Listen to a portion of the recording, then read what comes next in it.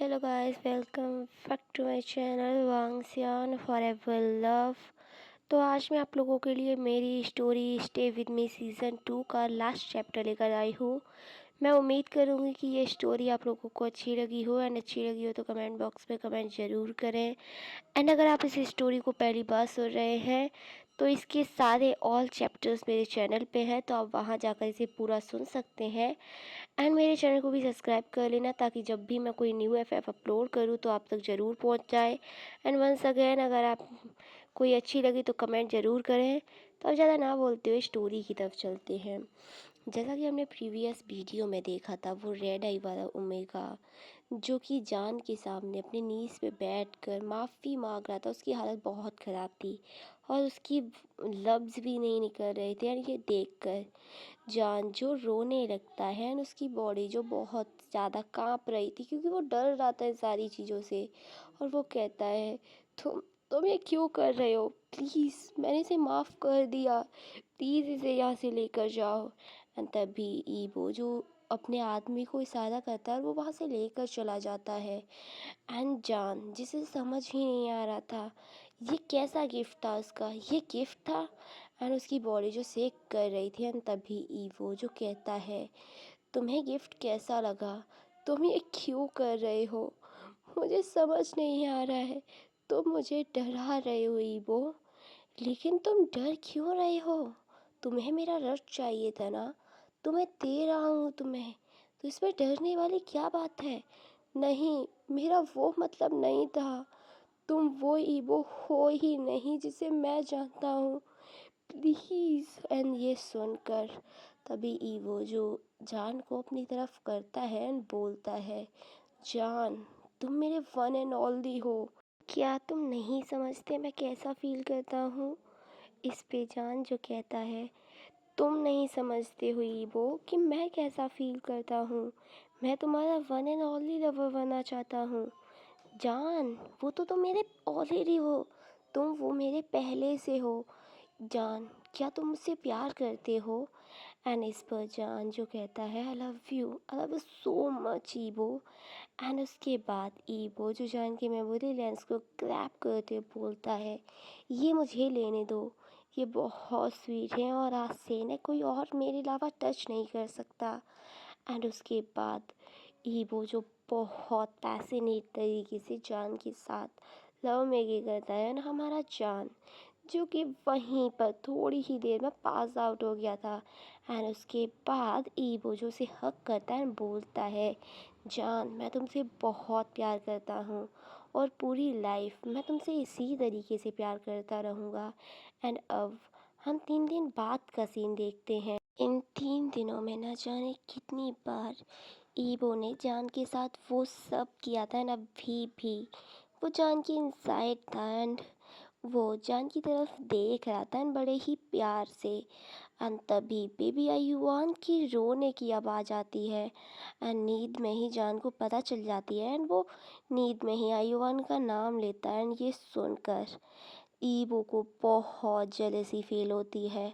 हाँ, उसके फेस को देखकर कोई भी बता सकता था कि उसे कितना गुस्सा आ रहा है, लेकिन वो उठता है जान की चीक्स पे किस करता है एंड बोलता है, पहले मैं फ्रेश अप होकर आऊँगा।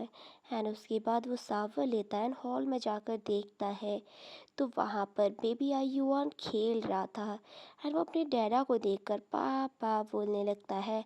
एंड जैसे ही ईबो जो कि आयुआन के पास जाता है तो वो और हैप्पी हो जाता है, लेकिन आयुआन ईबो उसके फेस पे तो कोई एक्सप्रेशन नहीं था। ये एकदम इमोशनलेस फेस के साथ वो आयुआन को देख रहा था ना। उसके पास जाकर उसे उठाता है तो बेबी बहुत खुश हो जाता है। एंड उसके बाद ईबो जो कि वहाँ पर एक विंडो थी उसे ओपन करता है एंड बेबी आयुआन को अपने हाथों में लेकर बोलता है, तुम्हें शोर नहीं मचाना चाहिए आयुआन। डैडा 3 दिनों बाद सोए हैं तो हमें क्यों ना उन्हें रेस्ट करने देना चाहिए। एंड उसके बाद आयुआन जो शांत हो जाता है वो अपने डैडा के गले से लग जाता है। एंड ईबो भी जो आयुआन को गोद में लेकर वहाँ से चला जाता है।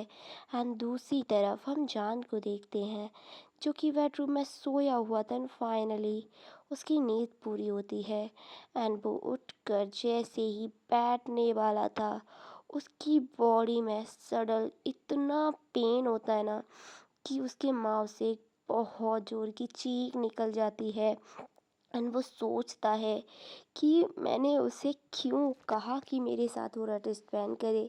अब मुझे समझ आ रहा है कि उसने क्यों कहा था कि मैं उसकी रट हैंडल नहीं कर पाऊँगा। मेरी बॉडी इतना दर्द कर रही है कि मुझे ऐसा लग रहा है मेरी अभी जान निकल जाएगी। लेकिन जान जो किसी तरीके से बेड से उठता है, बेचारा दीवार का सहारा ले लेके वॉशरूम तक पहुँचता है, वहाँ पे शावर लेता है। ईबो की वो बात याद कर रहा था, जान तुम मेरे वन एंड ओनली हो। एंड उस पर जान ने कहा था, हाँ मैं तुम्हारा वन एंड ओनली लवर बनना चाहता हूँ। एंड ईबो ने कहा था कि तुम मेरे पहले से ही वन एंड ओनली लवर हो।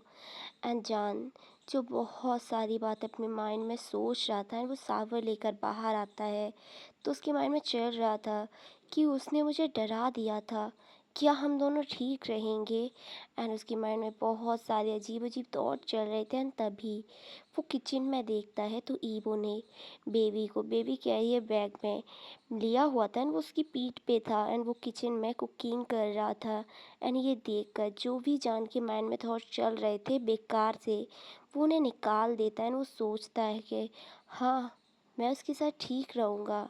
वो रट में था एंड उसने ऐसा बिहेव इसलिए किया। वैसे मेरी ये हैप्पी फैमिली बहुत अच्छी है।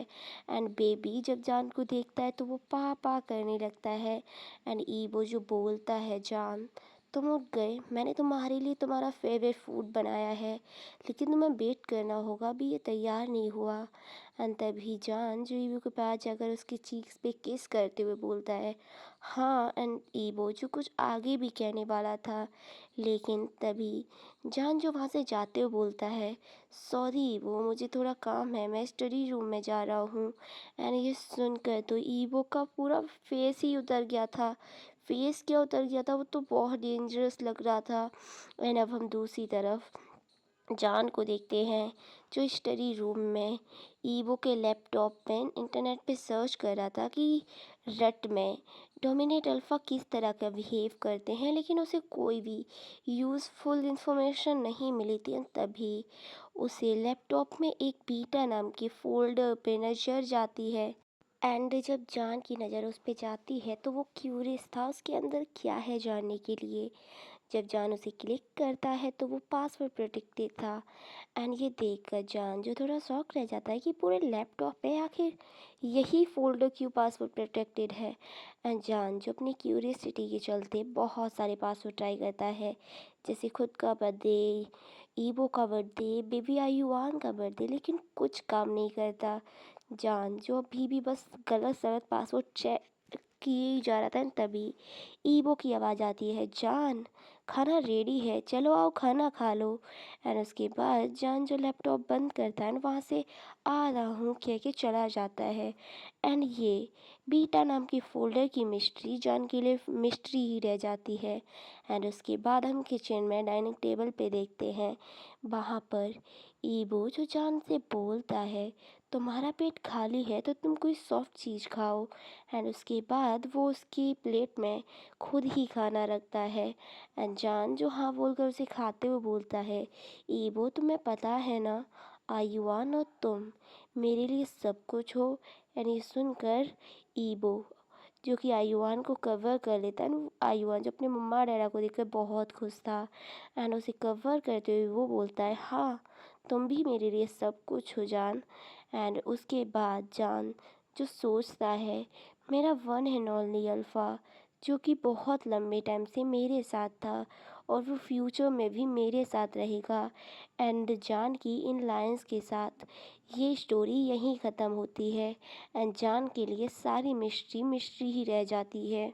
उस बेचारे के लिए तो वो बीटा फोल्डर, उसके पेरेंट्स की डेथ और ना जाने क्या क्या सब कुछ मिस्ट्री रह जाती है।